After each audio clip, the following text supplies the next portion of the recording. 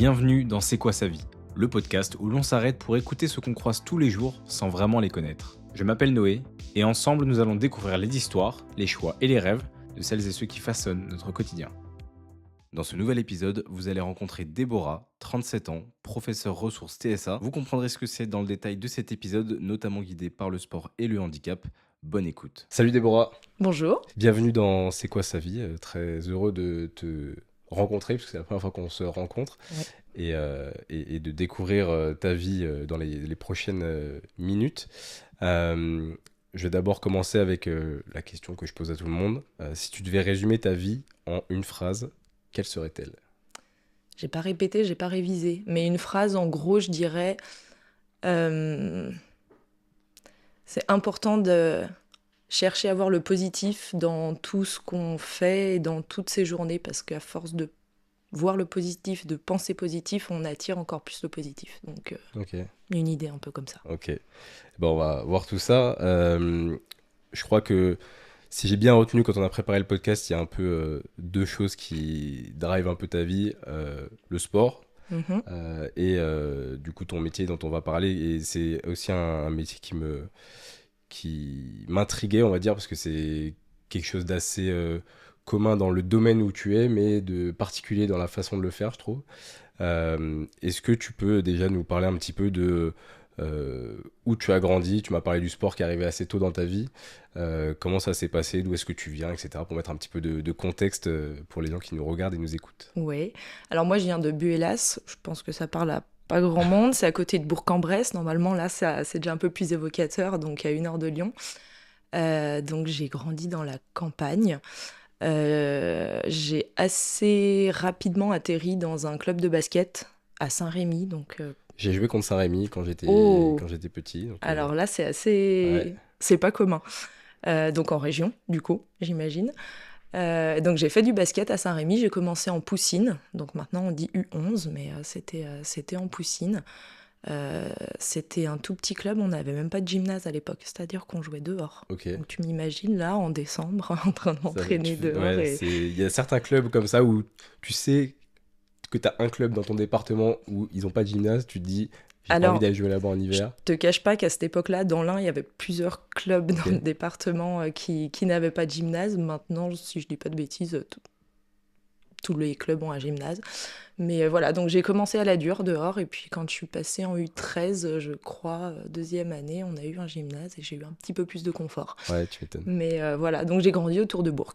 Ok. Et comment t'es arrivée dans le basket ? Est-ce que c'était via tes parents qui étaient déjà dedans, ou est-ce que t'as découvert, je sais pas, sur un camp de vacances Pas du tout. Non, moi, mon père, il était dans le foot à fond.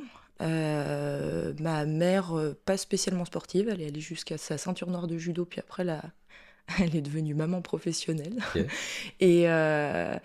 Et non, du coup, c'est un peu par hasard. En fait, on cherchait des clubs. J'avais essayé un peu de natation, un peu de gym. Ça me plaisait pas des masses. Et en fait, en cherchant un club aux alentours, on a trouvé qu'à Saint-Rémy, donc à 5 minutes de chez nous, il y avait du basket. J'ai testé, j'ai accroché.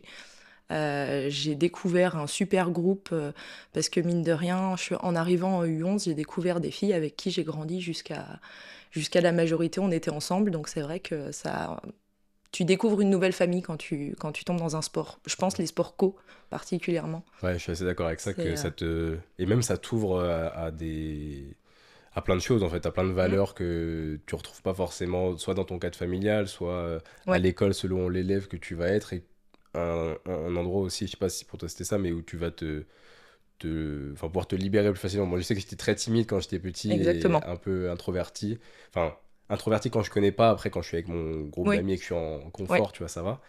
Mais le basket, du coup, c'était un peu le truc où j'y allais, je me posais pas la question, quoi. Oui, exactement pareil. Je sais qu'à l'école, j'étais plutôt solitaire, calme, tranquille, et au basket, je me suis un peu plus révélée.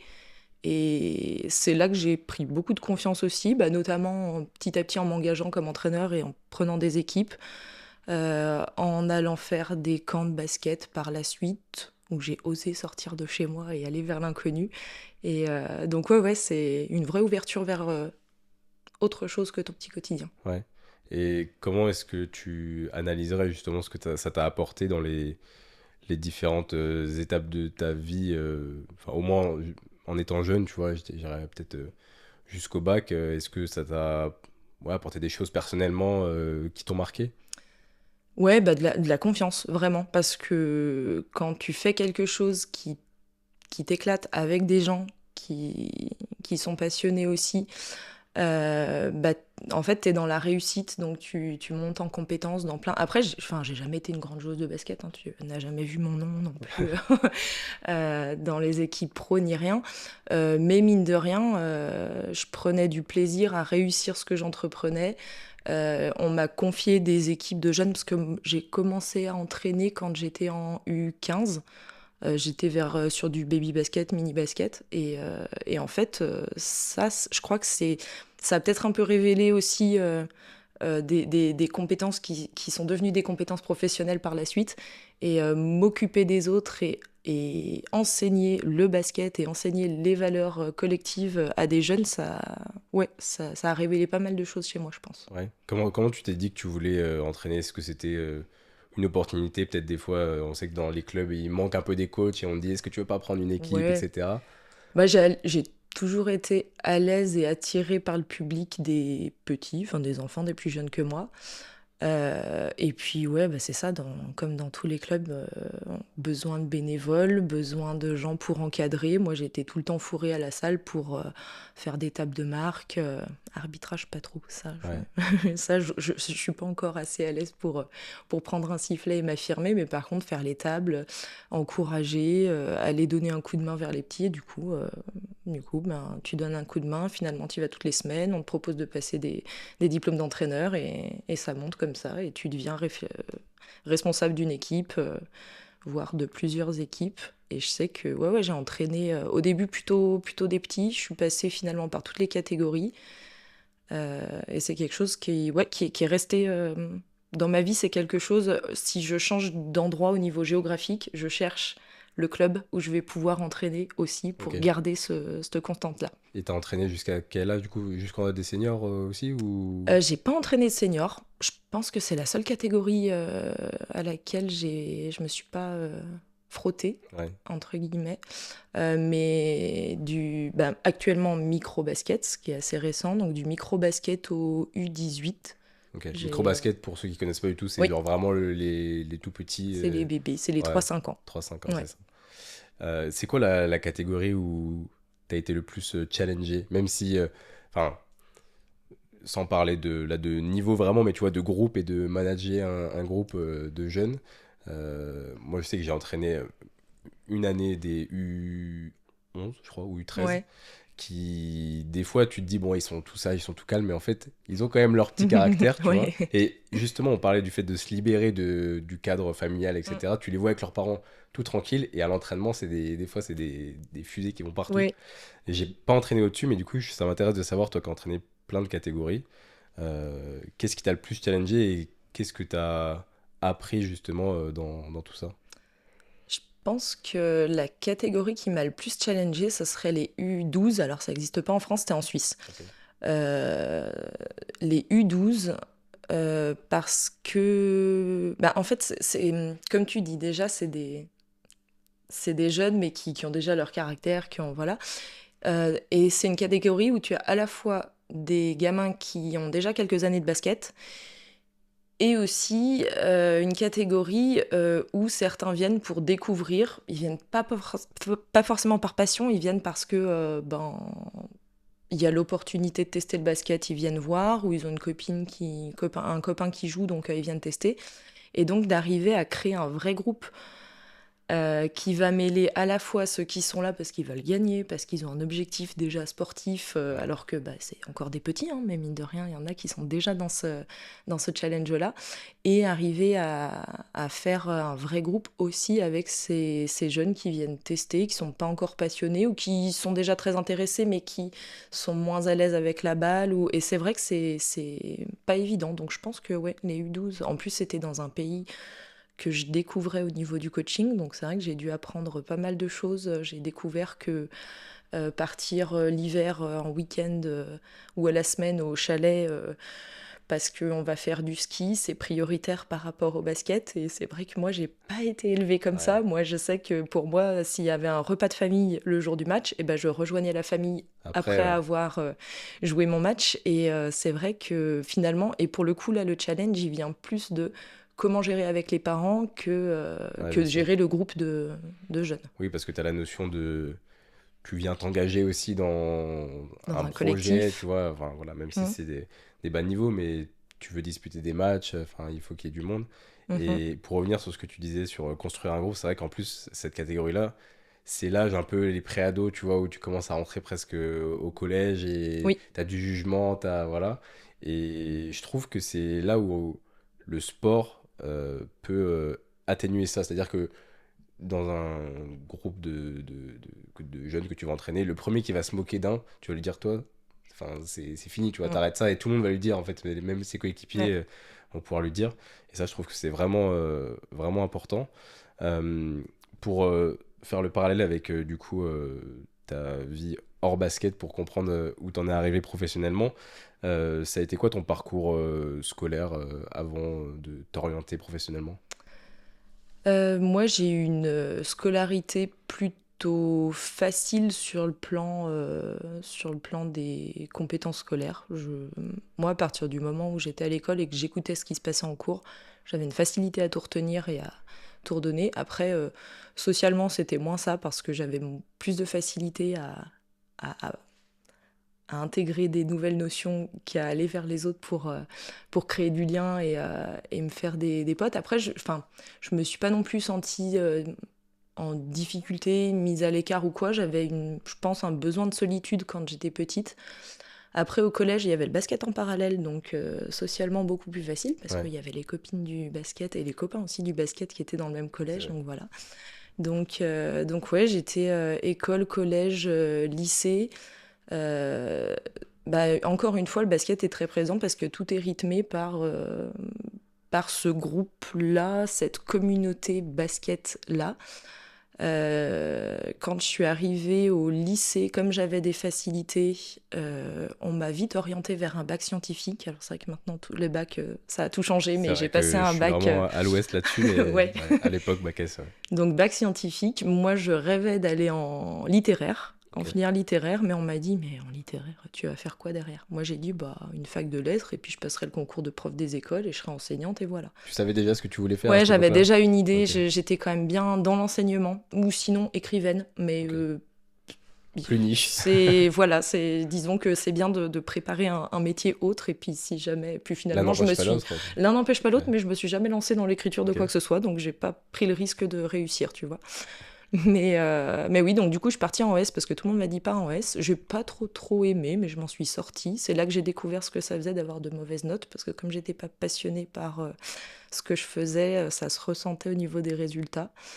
J'ai quand même eu mon bac, mention ouf, ça passe tout pile. Ouais, Et, euh, et puis derrière, je suis passée en fac de lettres ok. parce que j'ai dit que j'allais le faire, donc je l'ai fait. Et t'arrivais à l'âge où tu pouvais dire, j'y vais, Puis et j'ai dit non, mais là en fait j'ai expérimenté votre parcours scientifique, c'est pas je pour moi. valide vraiment, c'est pas pour moi. C'était intéressant, enfin il y avait plein de supports intéressants, notamment tout ce qui était bio, etc. Après les maths, franchement, quand ça t'intéresse pas et qu'on te parle de logarithme népérien, Déjà, c'est ce mot que je compliqué. n'ai pas entendu depuis Oui, des années. mais personne ne l'utilise au quotidien, enfin à part Exactement. ceux qui sont Ouais, profs de maths et c'est qui ça. sont vraiment dans ce domaine-là, mais oui.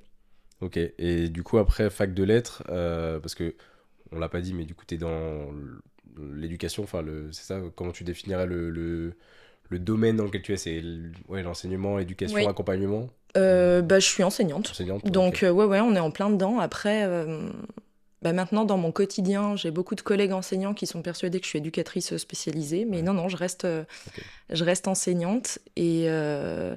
Donc, j'ai passé mon concours d'enseignante. La troisième fois, je l'ai obtenu. Ok. Il y a eu 2 fois où, a priori, c'était pas mon temps encore, C'est pas mon dur timing. comme examen? Ça Ça, consiste en quoi? Parce que moi, je connais pas du tout le. C'est quoi, c'est le CAPES? c'est le CRPE. Le CRPE. CAPES, c'est pour les profs en collège-lycée. Ok. CRPE, c'est pour les profs des écoles, donc dans le premier degré. Tu as des épreuves écrites. enfin à l'époque en tout cas, où on passait du français et des maths et de l'histoire ou de la géographie. Et ensuite, tu as des épreuves orales où tu dois montrer que tu es capable de monter une séance d'apprentissage sur une thématique particulière. Il y avait une épreuve de sport aussi. J'ai pu choisir entre préparer 2 minutes de danse, une petite chorégraphie que j'aurais montée, ou alors faire un 1500 mètres. Donc j'ai pris l'option 1500 mètres. Et puis il y avait une épreuve aussi qui était intitulée Agir en fonctionnaire de l'État de manière éthique et responsable. Donc là, tu étais interrogé sur des situations de vie d'enseignant, en lien avec des élèves, en lien avec des parents, en lien avec des collègues, et on te demande en fait de prendre une décision par rapport à une situation potentiellement un peu compliquée. C'est bien qu'il y ait ça sur un Ouais, concours, c'est important. pour le coup, parce que j'imagine qu'il y a beaucoup de situations au final où t'es pas forcément trop préparé, de Oui, cas divers. oui, Je pense que... quotidiennement, oui. Ouais, Ouais, ouais. Après, le concours a changé un petit peu, donc maintenant, il n'y a plus exactement ces épreuves-là, mais dans l'idée, il y a toujours cette recherche de est-ce que la personne en face, là, si on la met dans un groupe d'élèves, elle est en capacité de gérer l'imprévu, parce ouais. qu'on sait que de l'imprévu, il va y en avoir, des situations compliquées, il peut y en avoir. Ça peut être aussi bien un enfant qui se fait mal en cours de récré que 2 enfants qui se baladent, que de parents qui se disputent devant la porte de l'école, Ouais. ou qui viennent avec des choses à reprocher à un enseignant. Et donc comment on gère la colère aussi à ce moment-là, s'il y a des enfants qui sont témoins. Enfin, il y a énormément de situations. Il y a aussi beaucoup de journées où tout se passe très bien Ouais. et où on n'a pas d'angoisse, mais Au ça final, arrive. il y a quand même plusieurs parallèles, entre ta vie d'enseignante et ton expérience de coach. Ouais, Je pense que, enfin, je sais oui. pas si tu as des moments où ça s'est passé, tu t'es dit, ah bah, en fait, c'est transposable peut-être. Ouais, Ouais, complètement, complètement. Ça peut être aussi bien dans le sens, les parents qui viennent te demander euh, comment tu prévois justement de programmer ta semaine, ton année, etc., pour emmener les enfants vers le mieux. Alors ça peut être vers le mieux pour gagner le championnat, ou vers le mieux pour valider toutes les compétences ouais, de l'année, mais c'est des angoisses de parents qui sont assez semblables d'un côté et de l'autre, quoi. ok.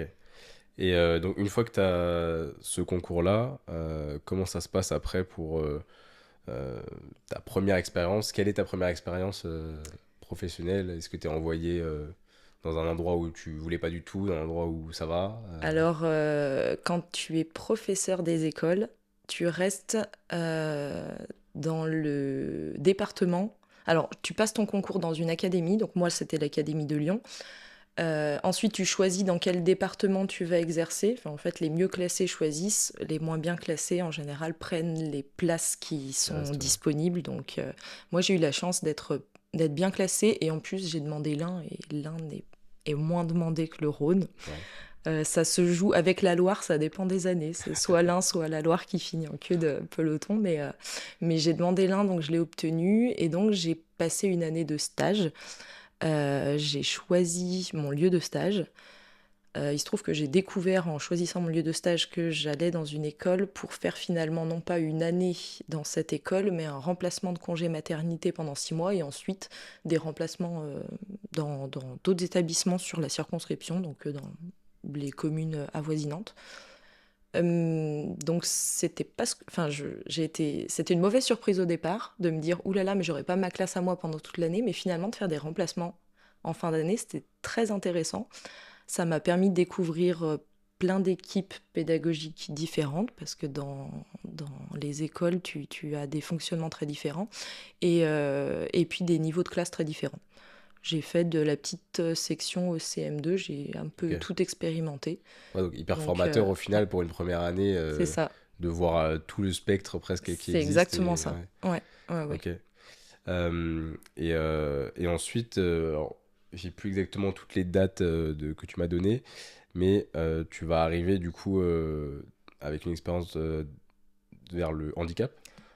Ouais, bah la deuxième année, enfin Deuxième l'année année. de titularisation en fait, c'est là que tu choisis pas trop la zone où tu Ok. atterris. On reste dans le département, donc ça va, sauf que dans l'Ain, La région géographique dont personne ne veut, c'est le Pays de Gex. Donc à la frontière suisse, à côté de Genève. Euh, Peu d'enseignants veulent aller là-bas parce que tu subis le mode de vie des gens qui travaillent en Suisse.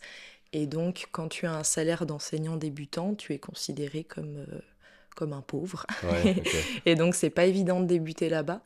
Mais quasiment tous les jeunes enseignants débutent dans cette zone-là, donc j'ai pas échappé à la règle. En plus, j'ai pour le coup d'être bien classée au concours, ça ne m'a pas servi puisque j'ai choisi dans les dernières parce que j'étais une des plus jeunes.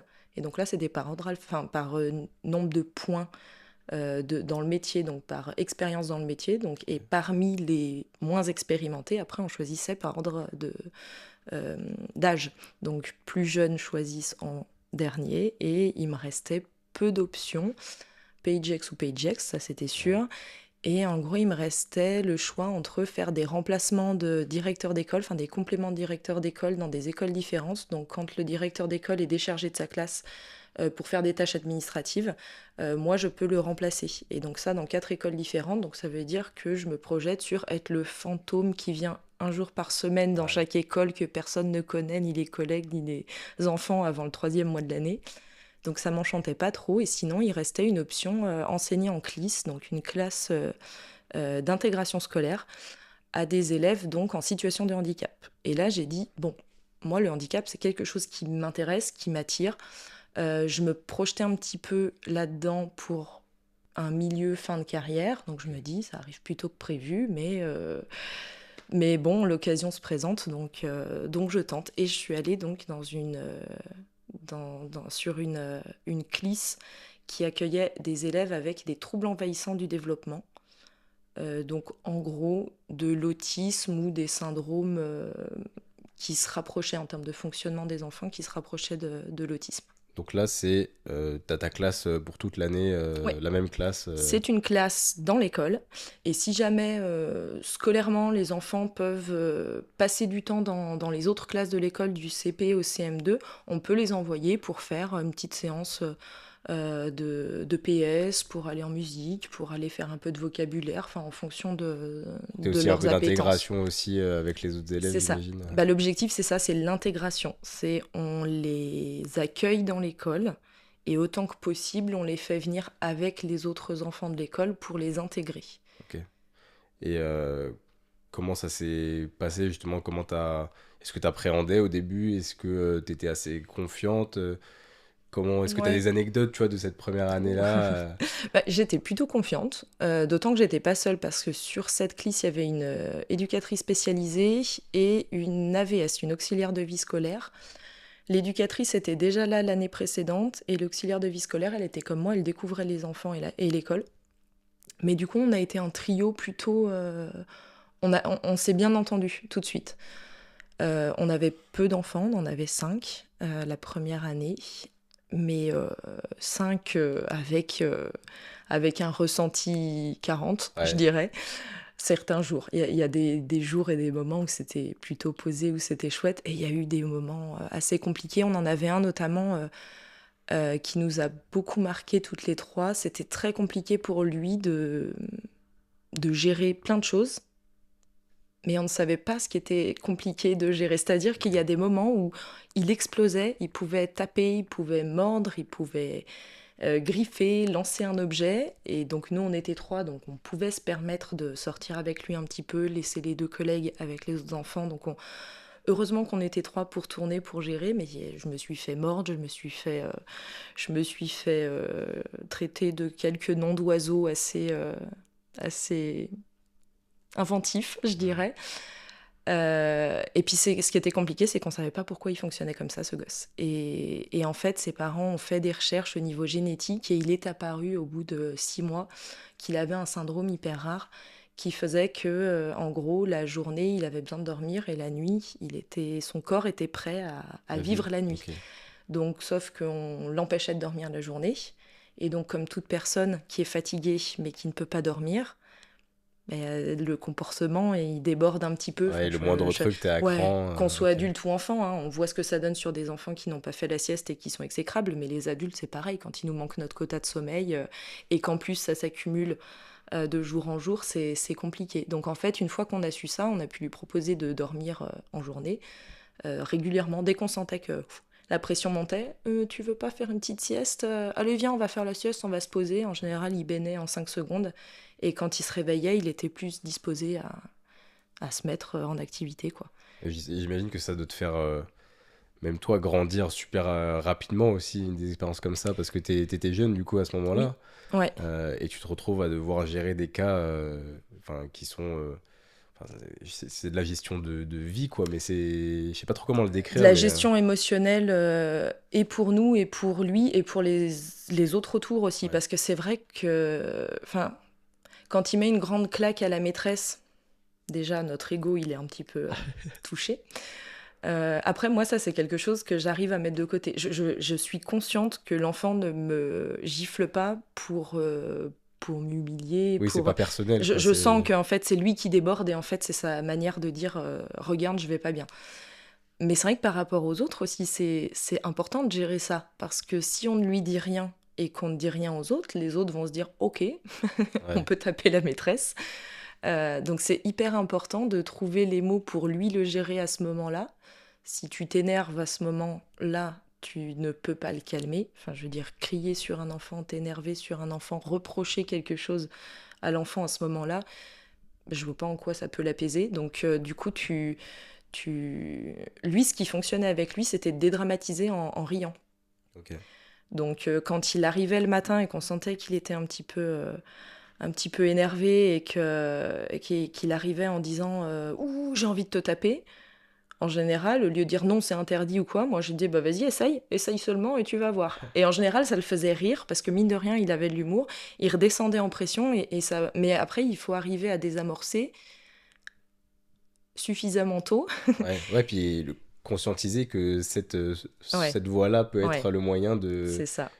qu'il le fasse pas tout le temps, quoi, parce Et que. oui, et oui. Enfin, et là, c'est là où je te dis que je pense que ça fait grandir de fou, c'est que tu dois prendre un recul assez vite sur les choses, Ouais. alors que tu as peu d'expérience au final.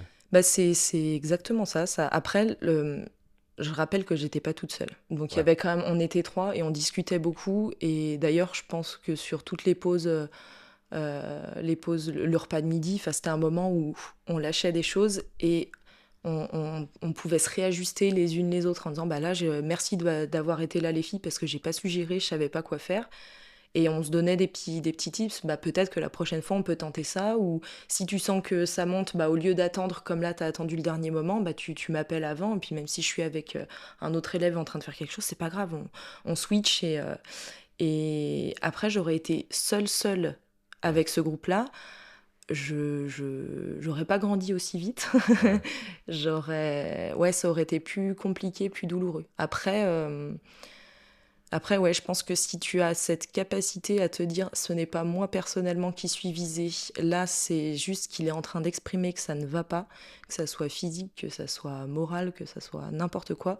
Si tu arrives à prendre cette distance-là, déjà, si c'est pas toi qui es touché, c'est plus facile de mener l'enquête pour savoir ce qui déclenche cette agressivité, cette violence chez lui. Mais je pense que c'est.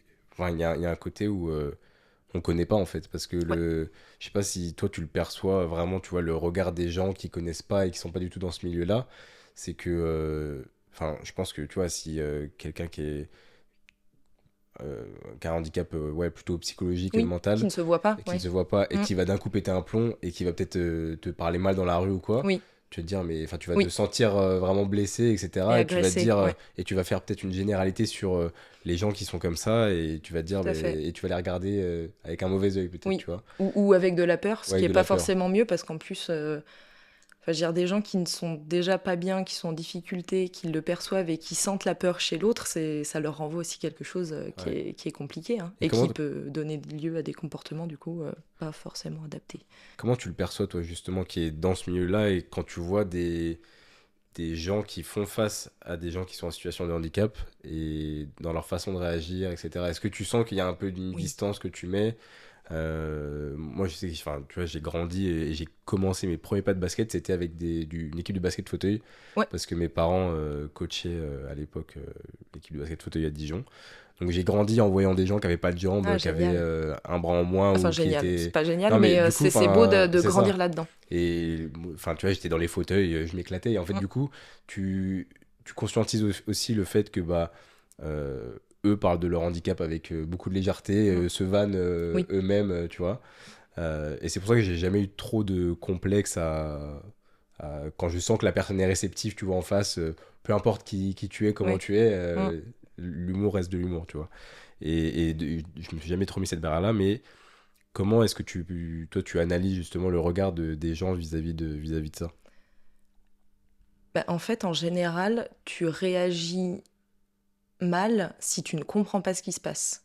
Et en effet, toi, comme tu as grandi avec des personnes qui avaient des membres en moins, qui étaient obligées de se déplacer en fauteuil, en fait, ça devient ta normalité. Ouais. Et en fait, une fois que c'est ta normalité, bah, y a pas de... Enfin, tout va bien, quoi. Tu peux en parler, tu peux... tu regardes pas en coin comme ça, t'es pas dans l'observation. Et... Parce que ça aussi, il y a des personnes, bah, notamment en fauteuil, parce que ça se voit, quand elles se déplacent dans la rue, elles sentent le regard des gens qui les suivent, qui sont Ouais. interpellés. Et ce qui est marrant, c'est quand tu as justement des jeunes enfants, en général, eux, ils posent la question, maman, pourquoi le monsieur, il est en fauteuil, pourquoi il marche avec des roues, pourquoi... Et ça, je trouve ça chouette parce que justement, dès que tu es gamin, tu es confronté à la différence, tu oses poser tes questions. Moi, je sais qu'en tant qu'enseignante, je vais aussi au-devant des questions et je vais dans les classes pour expliquer, pour anticiper, pour dire, bah là, je vous explique comment fonctionne tel élève, tel élève, tel élève.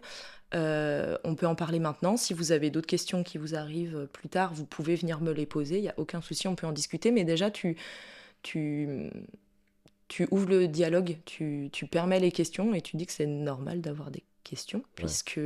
puisque quand on a quelqu'un qui ne nous ressemble pas ou qui n'agit pas de la même manière que nous, ça questionne, c'est normal, c'est humain. Donc c'est important de pouvoir poser les questions. Après, si c'est la personne concernée qui peut y répondre, c'est merveilleux, mais parfois la personne concernée n'est pas en capacité de le faire. Moi, je sais que j'ai beaucoup travaillé avec des enfants qui étaient non oralisants, donc qui pouvaient communiquer, mais pas avec des mots, Ok. plus avec des images, éventuellement un petit peu des gestes, ou qui n'étaient pas du tout dans la communication avec l'autre. Donc c'est vrai qu'on aura beau leur poser une question, il n'y aura pas de réponse. Donc là, c'est important d'avoir un relais. Mais oui, en fait, cette crainte, cette appréhension, ce questionnement, il est naturel. L'important, c'est de chercher la réponse. Parce que quand tu sais que le loulou, tu sais que dans la classe, je pensais à un élève là, que j'ai accompagné, par exemple, qui avait tendance d'un coup à s'agiter sur sa chaise, à parler fort, à s'énerver, etc. Et la maîtresse me disait, mais on voit bien que l'école, c'est pas adapté pour lui, enfin, il est pas bien, ça se voit qu'il est pas bien. J'ai dit, oui, non, mais est-ce qu'il y a des moments, est-ce que tu comprends pourquoi? Parce qu'il n'est pas tout le temps agité. Est-ce que tu comprends ce qui fait qu'il est agité? Ah bah non, je sais pas. Et en fait, en allant creuser un peu, en mettant les parents dans la boucle et en allant chercher des infos qui sont aussi euh, médicales, on se rend compte qu'il y a une psychomotricienne qui a fait un bilan et qui explique que cet enfant-là, il est hypersensible au niveau visuel. Donc, Ok. c'est-à-dire que comme il est placé dans sa classe à côté de la fenêtre et qu'il a le soleil qui donne directement sur lui, donc ça fait des reflets sur les vitres et en plus il y a les néons qui sont quand ils sont allumés, qui font beaucoup de lumière. En fait, quand il y a trop d'informations visuelles, quand il y a trop de lumière, quand il y a trop de couleurs partout, des choses qui s'agitent, et ben lui ça le perd et il s'énerve et il s'agace et il n'arrive pas Ok. à se recentrer. Mais du coup, une fois que tu sais ça, bah, tu peux mettre des choses en place. Tu peux l'autoriser à mettre une casquette, à porter des lunettes de soleil. Tu ne le mets pas sous un néon ou à Ouais. côté de la fenêtre. Et en fait, il y a des choses à faire. Ça sera pas forcément magique, mais en fait, de savoir pourquoi il s'énerve, au lieu de dire bah, l'école, elle n'est pas adaptée pour lui, tu te dis ok, cet endroit-là dans la classe n'est pas adapté pour lui, mais tu peux. Oui, au cas par cas, tu as forcément un peu Bah des oui, solutions que tu peux trouver. c'est ça. Mais j'ai l'impression, alors je sais pas si c'est vraiment juste une idée que je me fais, mais que c'était peut-être un peu plus tabou, tu vois, avant, c'est les gens en situation de Ouais. handicap, etc., qui avaient peut-être moins d'importance qui leur était accordée. Et il y a une question qui m'est venue comme ça. Est-ce que toi, tu as vu une vraie différence Parce que en ce moment, on parle beaucoup des troubles de l'attention, des gens qui disent ah mais moi mon enfant il est HPI, et en fait t'as une forme d'autisme peut-être, etc. Mhm. Est-ce que il y a vraiment plus d'enfants qui sont dans ces cas-là? Est-ce que c'est aussi parce que on essaie plus de trouver une cause, enfin on fait plus analyser entre Mm. guillemets les enfants, ou est-ce qu'il y a un truc de société, je sais pas, avec les écrans, avec les réseaux, ou j'en sais rien, qui fait que bah, en fait tu sais plus te concentrer, Ouais, tu vois, et que il y a d'autres troubles qui apparaissent, de nouveaux troubles qui apparaissent? c'est une très bonne question, Sherlock. C'est... Ouais, bah en fait, c'est un peu tout ça, je dirais. Après, moi, je reste enseignante et non médecin, mais on sait que les médecins sont mieux formés déjà pour repérer ces troubles, les diagnostiquer et en plus les accompagner. Donc ça, c'est chouette. Mais déjà, si tu les repères mieux, forcément, tu en trouves plus parce que tu vas chercher l'information. Ensuite, oui, les écrans, ça joue certainement aussi un rôle. Après, les écrans peuvent rendre addict. Et les addictions, si on accompagne bien la personne, on peut opérer un sevrage et donc, si on s'en occupe assez tôt, inverser aussi cette difficulté-là. Par contre, des jeunes qui vont avoir un diagnostic d'autisme, de troubles de l'attention. Ça, ce sont des troubles du neurodéveloppement en fait. Ok. Donc autisme, troubles de l'attention, donc ce qu'on appelle TDAH, avec ou sans hyperactivité, même si en réalité il y a toujours de l'hyperactivité, même si elle n'est pas motrice, elle va être C'est mentale, verbal. elle va être intérieure.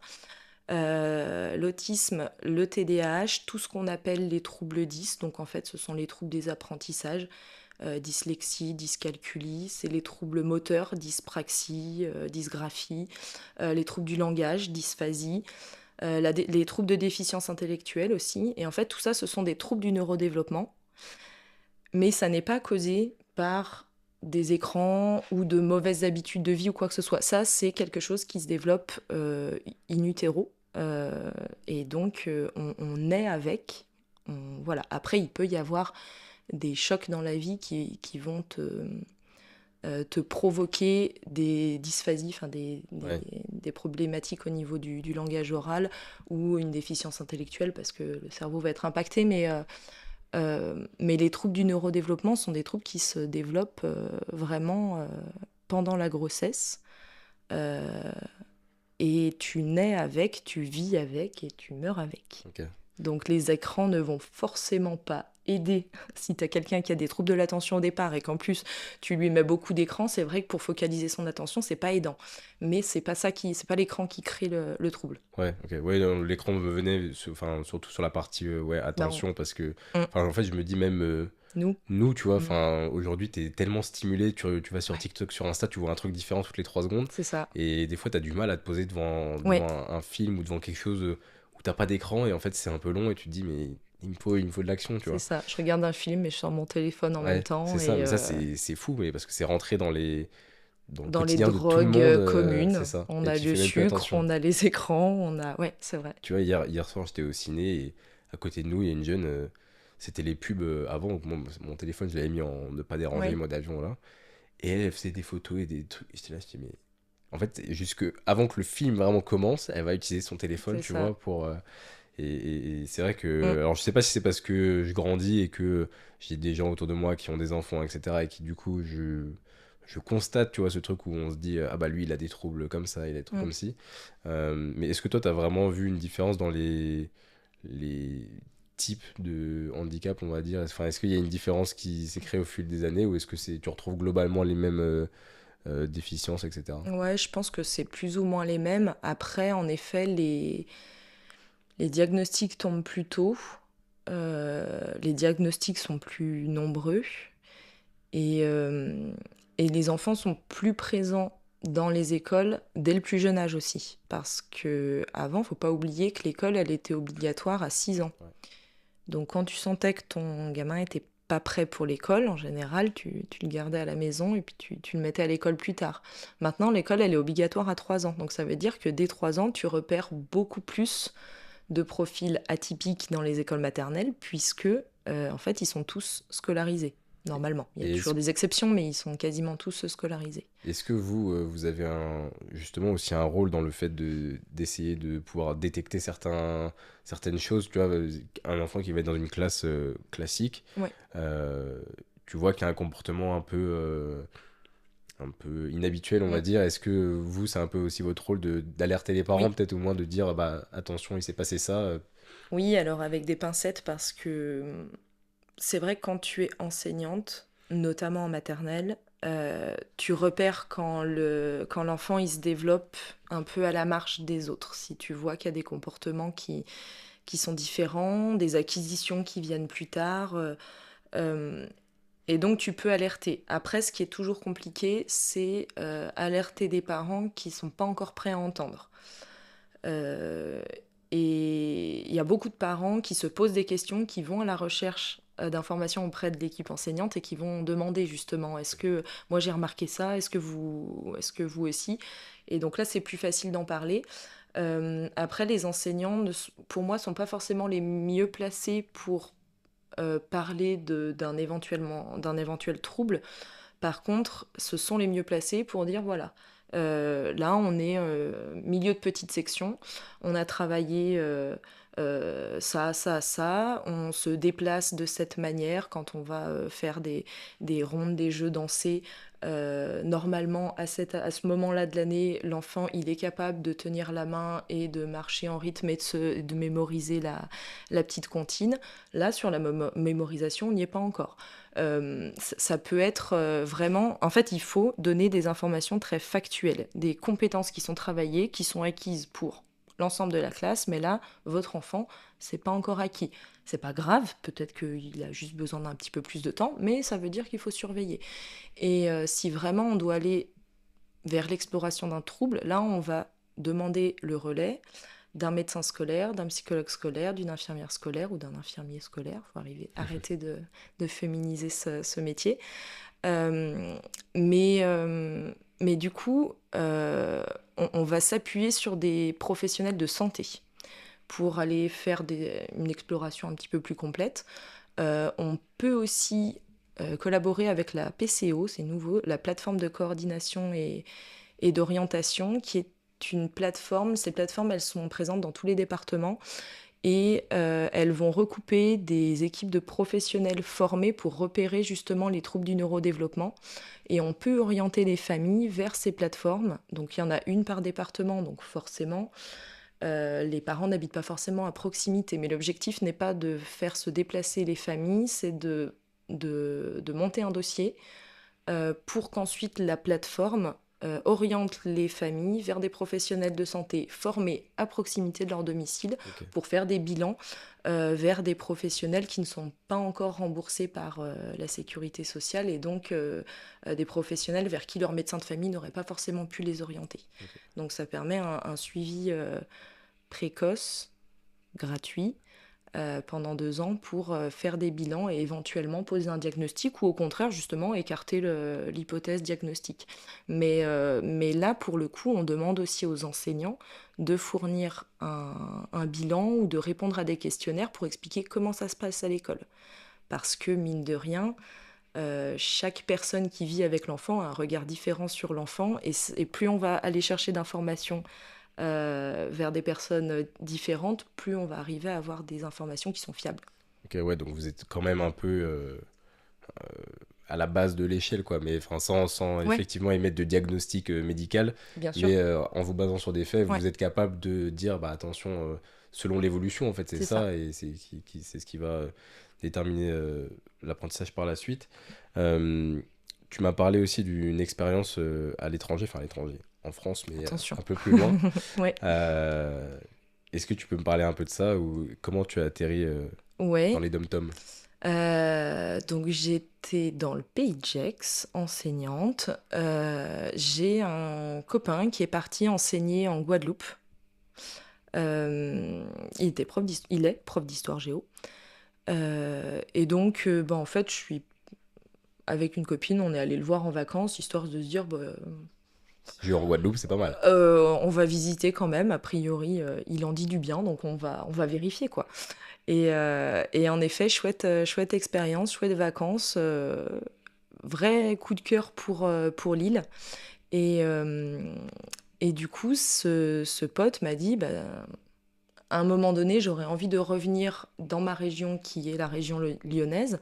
Est-ce que ça te dit qu'on se paxe pour, euh, pour me faciliter, en fait, demander un rapprochement de conjoint et revenir vers Lyon un peu plus facilement dans quelques années quand j'aurai envie de revenir. J'ai dit, ben, allez, mais avant que tu satures, je vais quand même tester de venir moi en Guadeloupe. Donc on s'est paxé. J'ai demandé à aller en Guadeloupe et évidemment ça n'a pas marché du premier coup ni du deuxième, mais la troisième fois ça a été la bonne et j'ai réussi à obtenir ma mutation en Guadeloupe avec un pax entre amis. On s'est dépaxé depuis, on est revenu dans la légalité. Mais du coup, je suis partie en Guadeloupe grâce en fait à ce coup de cœur de vacances. Et puis j'ai enseigné là-bas, je suis restée pendant 5 ans. J'y suis allée en 2017. J'ai été nommée enseignante dans une Ulysse, donc c'était plus les CLIS. Donc je partais d'une classe d'intégration scolaire qui avait évolué en Ulysse, donc unité localisée d'inclusion scolaire. Et là, les termes sont très importants puisqu'on parlait avant d'intégration, maintenant on parle d'inclusion. Donc là, je vais dans une unité d'inclusion, c'est-à-dire que j'enseigne encore une fois des jeunes qui sont en situation de handicap. Mais cette fois, ils ne sont pas dans une classe à part dans l'école. Ils sont dans leur classe. Et moi, je suis l'enseignante en plus de l'école qui peut les sortir de leur classe quand c'est trop compliqué pour travailler en petits groupes dans mon dispositif, donc dans ma salle qui reste dans l'école. Ok. Et c'est marrant parce que tu vois, enfin, tu parles du fait que ça a changé au niveau du terme. Ouais. Moi, quand j'étais au collège, il y avait une classe Ulysse. Donc, je te parle de ça, c'était 2000. On avait quelle classe au collège? Enfin, quel Si âge? c'était une Ulysse... Ah, quoique les Ulysses, elles ont démarré plus tôt. C'est quoi, c'est 12-13 ans quand t'es au Ouais, collège, c'est ça, ouais. Ouais, donc c'était 2011-2012. Et moi, il y avait une classe Ulysse qui était Ouais. à part. Et je me souviens que, bah, par exemple, moi, c'était le cours de musique. Oui. Ils venaient avec nous Oui. et ils chantaient avec nous, etc. Et ouais, ils étaient là dans la cour avec nous. Enfin, et du coup, c'était déjà Ulysse, nous, à cette époque-là. Mais c'est vrai qu'au collège, on avait des unités d'intégration scolaire. Ok. C'était encore intégration. C'était C'était intégration. déjà Ulysse, mais c'était intégration. On aime bien les sigles dans l'éducation nationale et tout n'est pas toujours très logique parce que c'était déjà Ulysse, Ok. mais avec le terme intégration. Et en 2015, toutes les unités d'intégration se sont transformées en unités d'inclusion. Ok. Donc, où cette fois, en fait, ça change au niveau administratif, c'est-à-dire que les collégiens, au lieu d'être inscrits dans la classe Ulysse, sont inscrits maintenant dans leur classe, 6e, 5e, 4e, 3e, ou en élémentaire ou au lycée. Enfin, ça existe de l'âge de CP jusqu'à la terminale. Et ils sont inscrits dans leur classe. Et en plus de ça, ils ont la mention dispositif Ulysse. Et cette mention, c'est une orientation qui est notifiée par la MDPH, donc la Maison départementale de la personne handicapée, qui va, en étudiant le dossier du jeune, établir que oui, en effet, une scolarité ordinaire, elle n'est pas pertinente pour le jeune, qu'il a besoin de compensation en plus. Donc les compensations, ça peut être du matériel pédagogique, ça peut être une aide humaine avec une AESH, par exemple, une assistante d'éducation pour les élèves en situation de handicap. Et ça peut être un dispositif spécial avec l'Ulysse, en plus de la classe, ou ça peut même être une orientation dans un établissement spécialisé autre. Ok. Et toutes les écoles, collèges n'ont pas de classe Ulysse forcément.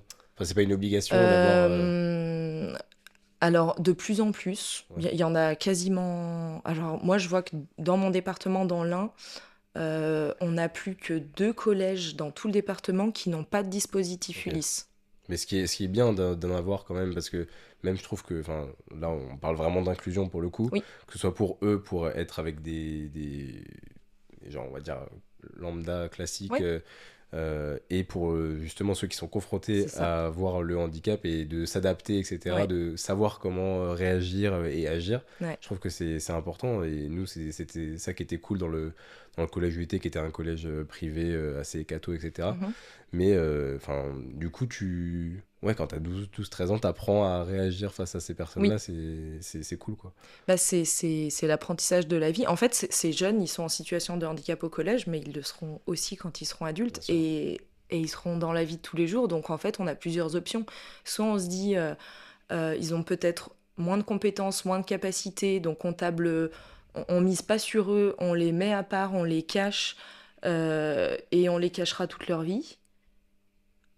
Je trouve ça horrible. Ouais, vraiment. Ou sinon, on se dit, bon, ils ont des forces, mais c'est pas forcément les mêmes que tout le monde.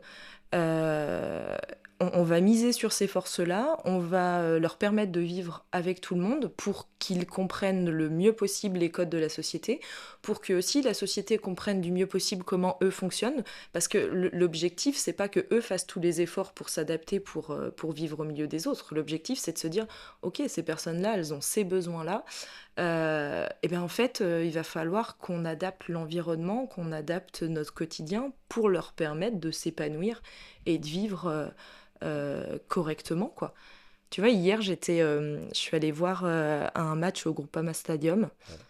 Je pensais aller voir une victoire de l'OL féminin C'était contre qui? contre Arsenal Ah. en demi-finale de Ligue des Championnes. Et du coup, elles ont pris 4-1. Bref, je digère un peu. Mais n'empêche, j'étais contente parce qu'en arrivant au stade, j'ai vu qu'il n'y avait pas d'escalier. En fait, il y avait juste une grande pente pour arriver. Je me suis dit, mais enfin, les gens comprennent que ça sert à rien de faire des escaliers partout et une petite pente pour les fauteuils roulants à côté. Ils comprennent que pour rendre accessible l'endroit, bah, autant mettre des pentes de partout. Ça permet à tout le monde d'accéder aux espaces en prenant le même chemin. Ouais, Alors sans que sinon, différenciation. là, c'est les handicapés, là, c'est les autres. C'est terrible. Et en fait, on a un vrai rôle de société à se dire, on rend accessible les espaces, mais aussi les apprentissages scolaires, mais aussi les métiers à tous les profils de gens. Ouais.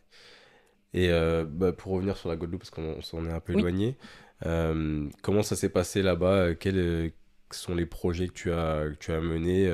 Est-ce que ouais, donc tu faisais, t'étais en classe Ulysse, t'avais ta classe dispositif Ulysse. dispositif Bah, Ulysse, pardon. j'y tiens parce que c'est pas une classe à part, justement. Ouais, c'est vrai, pardon. Et moi, vu que j'ai Ulysse avec Oui, la classe c'est dans ma ça. tête, et du coup, tu m'as parlé en préparant le podcast d'un projet que tu avais mené Oui. en reliant avec le basket justement. Qu'est-ce que t'as fait là-bas? Et bien en arrivant, alors je suis arrivée dans une école. Le hasard a fait que j'ai obtenu mon 11e ou 12e vœu parmi tous les postes que je visais. Et en fait, ce 11e ou 12e vœu m'amenait dans l'école qui était juste en face du collège dans lequel mon pote exerçait en tant que prof d'histoire géo. Il avait déjà le projet, il avait entamé ce projet de faire une section basket dans le collège. Et il m'a proposé en fait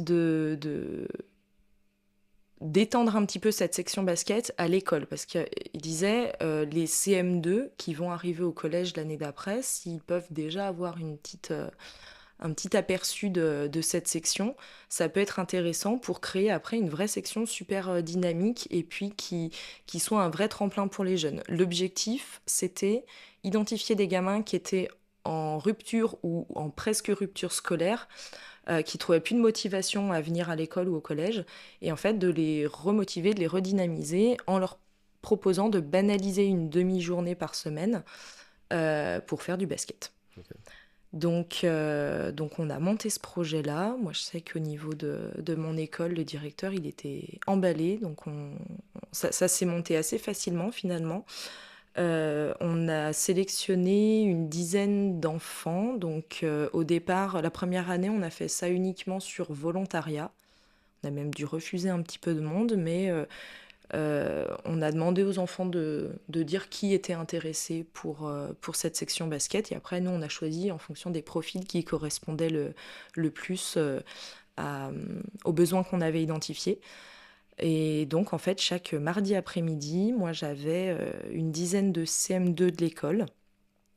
L'avantage, c'est que justement, je n'avais pas de classe. J'avais un dispositif, donc les élèves qui étaient dans ce dispositif Ulysse on savait que le mardi après-midi, forcément, ils restaient dans leur classe, sauf les quelques-uns qui venaient en section basket.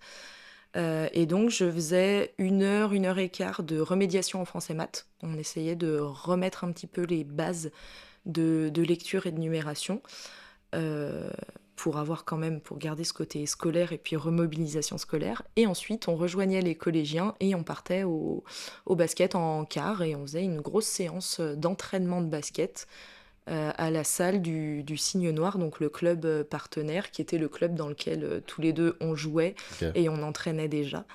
Et voilà, et ça a tellement bien marché que les 2 années suivantes, on a dû augmenter le nombre de jeunes parce qu'on avait vraiment beaucoup de demandes. Donc on avait l'appui d'assistants d'éducation du collège qui est assez d'adultes pour Encadré. encadrer exactement. Bon, il se trouve que c'était un footballeur qui nous a accompagnés, mais il s'est bien mis au basket, donc c'était chouette parce que c'était un vrai plus pour les entraînements. En plus, il avait de vraies compétences en préparation physique, donc super intéressant comme collaboration. Et puis, il y avait une AESH, donc une dame qui accompagnait un élève en situation de handicap, qui nous accompagnait également parce qu'on avait un jeune avec autisme qui était pris dans ce groupe-là. Et ce qui était chouette, c'est que justement, ce petit jeune, Antoine, à l'école, il ne supportait pas certains bruits. C'est-à-dire, dès qu'il y avait un petit peu trop de bruit, c'était très compliqué. Il avait un casque réducteur de bruit qu'il Ok. mettait tout de suite sur ses oreilles. C'était insupportable. Et pourtant, quand on était à l'entraînement de basket, avec 30 ballons qui rebondissaient en même temps dans un gymnase qui résonnait bien, Ouais. et bah pas de souci parce qu'en fait, il était tellement intéressé, motivé, Ok. passionné par ce qu'il était en train de faire que ouais, il était dedans, quoi. Et d'ailleurs, il a pris une licence de basket et il est venu au club en tant que joueur. Donc c'est chouette, mais du coup, en fait, cette section, elle a permis de faire venir des gamins qui aimaient pas l'école, mais en fait, quasiment tous, ça s'expliquait parce que certainement, bah, il y avait de l'autisme, il y avait du trouble de l'attention, il y avait un parcours de vie particulier. On avait un jeune qui était placé en MEX, en maison pour étudiants, donc il était placé en dehors de sa famille parce que situation familiale compliquée. Donc c'était tous des profils hyper Ouais, particuliers, particulier. finalement. Et est-ce que vous avez vu une vraie différence du coup sur la remotivation parce que Ouais, c'était ça le but principal c'était le ouais. but et on l'a eu. Alors au départ, je dirais que les enfants étaient motivés le jour du basket, mais plus ça allait, plus ils venaient avec plaisir, d'autant que ça créait, mine de rien, un petit peu de questions de la part des autres enfants de l'école qui les voyaient partir avec moi. Puis en plus, on allait rejoindre des collégiens quand même. Je sais pas Ouais. si tu te rends Oui, compte, c'est mais tu vas voir alors, les grands quoi. mais c'est ça, on est en CM2 et on part avec les collégiens alors que les autres, ils restent encore en CM2, ils attendront l'an prochain avant d'aller au collège. Donc c'est hyper valorisant pour eux. D'ailleurs, j'ai demandé la 2e année, au lieu de faire la remédiation français maths à l'école, on allait justement au CDI du collège. Ça permettait aussi de préparer pour l'année suivante et de faciliter l'accès au collège en disant, bah, vous voyez, c'est un endroit, on le connaît déjà, on pourra y aller en 6e, il n'y aura pas de souci parce qu'en fait, on connaît déjà les lieux. Et, euh, et puis, ouais, on a vu une vraie plus-value, surtout que bah, il y avait quand même une exigence de ça doit bien se passer en classe toute la semaine pour pouvoir venir au basket. Parce Oui, que c'est pas si tu tu fous le me bordel toute la démontes, semaine, c'est ça, ouais. si tu me démontes la classe de CM2 et que après tu te pointes au basket comme une fleur, non, ça, c'est un contrat qui est valide sur toute l'année scolaire et tous les jours de l'année, pas seulement le mardi. Donc, ouais. Ouais, j'imagine que même pour eux en fait, ouais, t'as un truc de valorisation, Ouais, de te dire un peu ta récompense, tu te dis bon bah là j'ai une de mes journées un peu en moins ouais, d'école où ouais, je vais faire exactement. du basket et puis ils peuvent aussi bah, rencontrer des jeunes du collège en plus, enfin Ouais, l'aspect comme tu disais un peu social où les ouais, gens te voient, où tu te dis ah lui il va avec les c'est collégiens ça. etc. Bah, en tout cas c'est un super projet. T'as fait ça pendant les 5 ans où t'es resté? Alors, j'ai fait ça pendant les 3 ans où je suis restée dans cette école-là, puisque donc ensuite le Covid est arrivé. Et C'est oui, vrai on a oublié ça, il y a eu mais, cette période-là. mais le Covid est arrivé. Donc déjà, ça nous a un peu abîmé notre dernière année de section basket. Mais l'année suivante, en fait, j'ai changé de poste. J'ai changé. En fait, j'ai changé de lieu, j'ai changé de poste. Il y a eu un appel à candidature pour une mission de professeur ressources autisme. Donc, c'est-à-dire un enseignant qui ne serait plus enseignant devant élèves, mais qui aurait pour mission d'accompagner les équipes pédagogiques qui accueillent des élèves autistes. Donc, une mission d'accompagnement sur le terrain, à savoir venir observer des élèves autistes dans leur classe pour identifier leur fonctionnement, leurs besoins, et donc proposer des recommandations d'aménagement aux enseignants pour dire, a priori, là, c'est la lumière qui le fait exploser. Là, c'est parce qu'il est en situation d'échec, mais il n'a pas compris ce que tu lui as demandé, donc on va essayer d'opter pour un mode de communication qui est un peu différent de celui qui est utilisé actuellement. Sur le terrain, donc cet accompagnement, ou alors des missions de formation, et aussi des missions de formation. Donc j'ai candidaté à cette mission-là, ce poste particulier, et j'ai obtenu le poste. Et donc les 2 dernières années, j'étais itinérante sur, j'allais dire le département, mais c'est même l'archipel de Guadeloupe, parce que j'ai dû prendre l'avion pour aller accompagner des gens à Saint-Martin.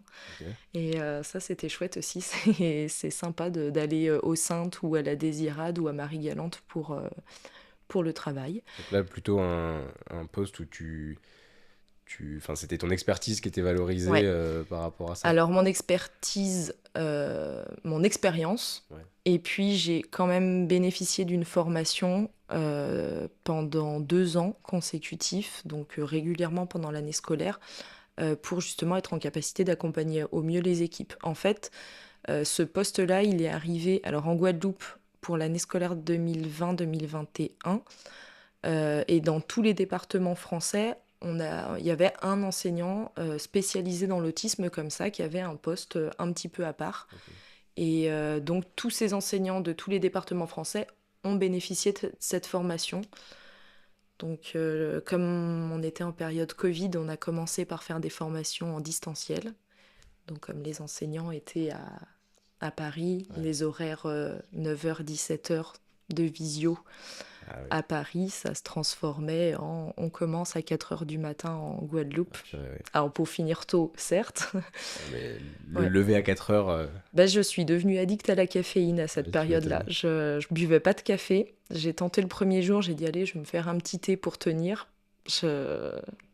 Je fermais les yeux toute la journée tellement je bâillais fort. Donc j'ai dit bon, je vais m'acheter une cafetière et je vais me faire du café. Et j'ai tenu. Mais voilà. Et donc en fait, j'ai exercé cette mission-là pendant les 2 dernières années en Guadeloupe. Et ensuite, j'ai eu envie de rentrer sur le continent. J'ai demandé ma mutation. Alors autant pour venir en Guadeloupe, c'est un peu compliqué. On est nombreux à vouloir le département, donc tout le monde ne peut pas venir en Guadeloupe. Autant pour venir dans l'Ain, je n'ai pas eu de difficulté. Donc j'ai demandé ma mutation pour rentrer dans l'Ain, je l'ai obtenue tout de suite. Et en fait, il se trouve que l'enseignant qui était sur ce poste de professeur ressources autisme a libéré le poste à ce moment-là. Donc en fait, j'ai candidaté pour ce poste, et comme j'étais la seule à candidater, j'ai eu le poste. Ça aurait été un coup de malchance que tu l'aies pas en étant la seule. Ouais, en plus, alors en étant la seule, puis en plus en exerçant déjà la mission, en ayant déjà la formation. Donc oui, j'étais assez sereine en passant l'examen, l'entretien. Et là, du coup, c'est le poste que tu as encore maintenant qui est en train d'évoluer, puisque donc, je suis actuellement sur un poste de professeur ressources. Alors, TSA, trouble du spectre autistique. Et en fait, je suis en transition vers un poste de professeur ressources TND, donc trouble du neurodéveloppement. Donc en fait, à l'autisme s'ajoutent, comme je te disais tout à l'heure, les troubles de l'attention, les troubles des apprentissages, les troubles moteurs, les troubles du langage oral et la déficience intellectuelle.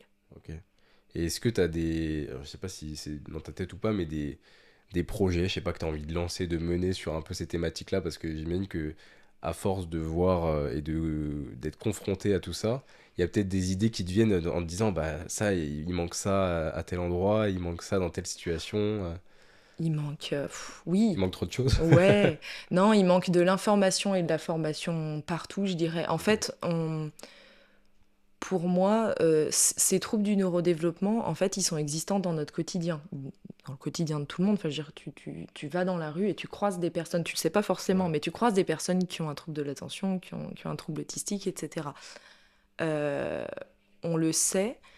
Donc, aujourd'hui, je pense que ce qui serait super intéressant de mettre en place, ce serait de former, alors en tout cas les enseignants, hein, mais de former les enseignants dès le départ, de pas attendre qu'ils rencontrent Ouais. ces enfants-là avant de leur dire ah oui, au fait, tu as un élève autiste dans ta classe, tu peux tester ça, ça, ça. Mais en fait, si dans leur formation, ils ont déjà accès à certaines informations, certaines connaissances, alors ça vient de plus en plus, c'est de plus en plus présent, les instituts de formation des enseignants se mettent évidemment à la page, mais en fait, ce qu'il y a, c'est qu'il faut déjà former des formateurs qui formeront les enseignants, donc ça prend trop de temps. Enfin, je pense que tu demandes à n'importe quelle personne concernée, à n'importe quel parent d'enfant concerné, tout le monde te dira, mais nous, on le sait depuis longtemps, nous, on le demande depuis Ouais. longtemps, ça met trop de temps, et c'est vrai, Mais mais est-ce que ça ça va arrive. pas changer un peu ce mode-là? Parce qu'en fait, je me dis, parce que tu vois,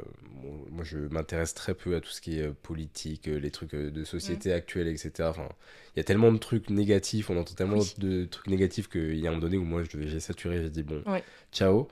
Mais en fait, il y a un truc où je me dis, est-ce que quand les générations qui sont en place vont partir et que tu auras, tu vois, des gens de nos générations qui vont commencer à arriver sur des postes qui vont décider, est-ce qu'il n'y aura pas plus de moyens qui seront euh, dédiés enfin, au bien-être, à la santé, tu vois, il y a à ces choses-là dans j'espère. la formation et dans tout ce que tu viens d'expliquer, tu vois. Ouais, bah c'est quand même le pari de l'école inclusive parce que aujourd'hui, alors ça fait longtemps, ça fait 20 ans, depuis la loi du 11 février 2005, euh, on sait que, enfin cette loi décrète que tout enfant a sa place à l'école. Ok. Quels que soient ses besoins, son fonctionnement, son handicap, il a sa place à l'école. Donc en fait, un parent a le droit d'insister pour que son enfant passe du temps à l'école, même si dans la réalité, on voit bien que les écoles ne sont pas encore tout à fait adaptées, les gens pas assez formés, certains handicaps sont trop lourds pour imposer un temps en communauté aussi long qu'une journée d'école pendant toute la semaine à des enfants. Donc ça nécessite toujours de s'ajuster, mais par contre, légalement, tout le monde a sa place à l'école. Et ce que je trouve hyper important et intéressant là-dedans, c'est que plus les enfants vont passer du temps à l'école, plus ça va banaliser le fait que tout le monde a sa place dans la société. Et donc, en effet, les générations qui vont arriver euh, vont trouver normal de faire de la place à tout le monde, de mettre en œuvre des politiques qui permettent d'accueillir chacun, chacune, euh, sans nier leurs besoins et leur fonctionnement. Ouais. Et je trouve que enfin, c'est en tout cas de plus en plus conscientisé. Oui. Je sais pas s'il y a une part aussi de Internet, les réseaux sociaux, tout le monde peut donner son avis, Mm. et que des fois tu as des mouvements qui se Ouais. soulèvent un peu en disant, bah ça c'est pointé du doigt, etc. Donc, bah les gens qui décident un peu, c'est pas par obligation, mais des fois c'est Oui. soit un peu par effet Oui. de mode ou parce que tu es un peu Ouais. sous la contrainte, bah, il y a Ouais. des choses qui se font. Donc peut-être que ça évoluera dans ce sens-là, effectivement. Euh, Qu'est-ce que tu continues toujours à entraîner au basket? Oui. Et tu m'as Ouais. parlé aussi de bénévolat que tu Oui. faisais. Est-ce Alors, que c'est un truc un peu, enfin, t'en faisais déjà du coup avec le coaching, mais là tu m'as parlé de bénévolat où c'était pas forcément dans ton club de basket pour non. entraîner. Non, je suis bénévole à la JL Bourg Basket, donc un club pro masculin. Je tiens une buvette et en fait, non, c'est vrai que c'est pas mon club, c'est mon club pro. Je Ouais, soutiens la JL Bourg depuis que je suis petite parce que c'est le club local bien sûr. et c'est assez naturel. Mais c'est vrai que quand je suis revenue de Guadeloupe, justement, je suis allée beaucoup voir jouer la JL Bourg et en fait, j'y étais tout le temps et j'ai discuté avec Arafat, donc qui est le speaker de la JL, euh, et qui me dit mais en fait t'es là tout le temps, viens donner des coups de main au lieu de au Ouais. lieu de rester comme ça juste à regarder. Et j'ai dit bah oui en fait c'est vrai que je me rends disponible pour venir donc autant Autant donner un coup de rentabiliser un main. peu. Donc j'ai proposé mon aide et du coup je tiens une buvette alors les soirs de match quand je peux venir, parce que comme je suis encore engagée en club en tant que joueuse, en pause, puisque je me suis fait les ligaments croisés en début de saison. Donc là, je suis en pause, mais je vais soutenir l'équipe quand même. Donc la priorité, ça reste mon équipe et les matchs des copines. Et puis après, ben voilà, quand je peux aller donner un coup de main à la JL, je vais donner un coup de main à la JL. Ouais, c'est vrai que pour avoir bossé aussi en club, c'est des fois des gens qui sont un peu pas mis de côté, mais qui sont pas suffisamment valorisés, je trouve, par rapport surtout en France, tu vois, au niveau bénévolat. Euh, Aujourd'hui en France, sans bénévole, un club sans bénévole, ça tourne pas. Enfin, faut dire ce c'est qui est, sûr. parce que le nombre de gens qui sont là sur les soirs de match, etc. Et je sais pas comment c'est dans les autres sports pour le coup, mais c'est vrai que c'est C'est très. pareil. Ouais, je pense que. Dans le foot, c'est pareil en tout cas. Ouais. Je le vois dans le rugby pas mal aussi. Après, tu vois, quand je suis allée en Suisse, parce que quand j'étais dans le Pays de Gex, je suis allée jouer et entraîner côté suisse parce qu'il y avait plus de clubs de ce côté-là, ça me faisait faire moins de route. Et en fait, moi, j'ai proposé de prendre une équipe de jeunes, donc des U12 féminines en l'occurrence.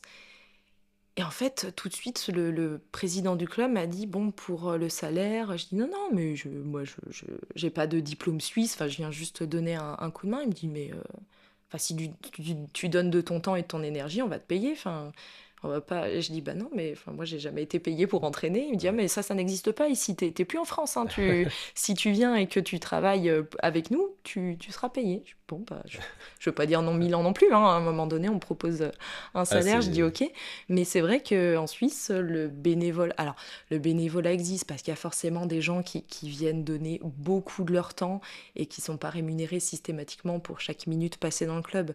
Mais mine de rien, quand tu t'engages là-bas pour prendre une équipe, pour faire des tables de marque, arbitrer des équipes du club, il y a un petit salaire qui va avec, quoi, qui ne te permet pas de vivre uniquement de ça. Mais n'empêche que c'est valorisé différemment. Après, moi, je trouve ça bien aussi, l'engagement bénévole. Enfin, c'est un autre fonctionnement, c'est d'autres valeurs, mais c'est important aussi, je pense. Ouais, je suis d'accord. Qu'est-ce qu'on peut te souhaiter pour la suite? Je suis arrivé au bout de mes questions.